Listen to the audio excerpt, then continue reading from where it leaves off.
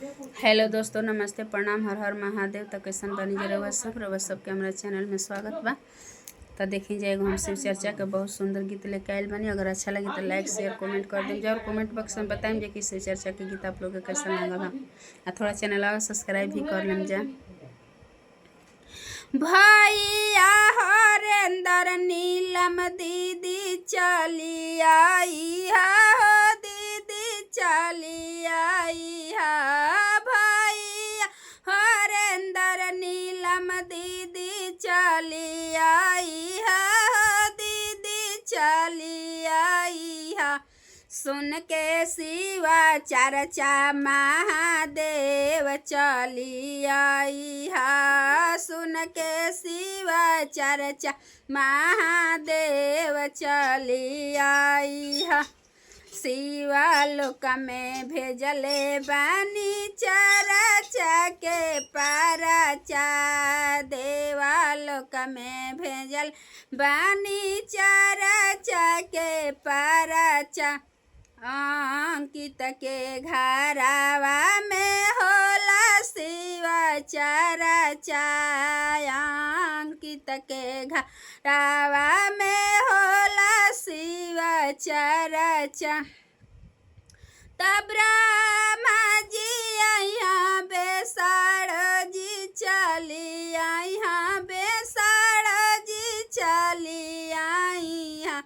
सुन के शिवा चर्चा महादेव चली आई हाँ। सुन के शिवा चर्चा और भंगी चली आई हाँ। अरे सुन के शिवा चर्चा और भंगी चली आई हाँ। काली जी आई हाँ, दुर्गा भी चली आई हाँ, दुर्गा भी चली आई हाँ।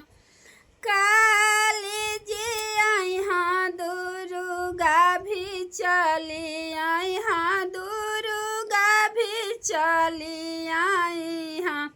सुन के शिवा चर्चा भैरव भैया चली आई हाँ। सुन के शिवा चर्चा भैरव भैया चली आई हाँ।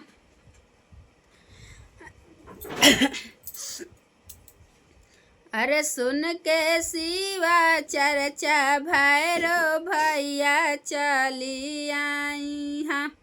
गणपति आई हाँ, बजरंग बली आई हाँ, बजरंग बली आई हाँ।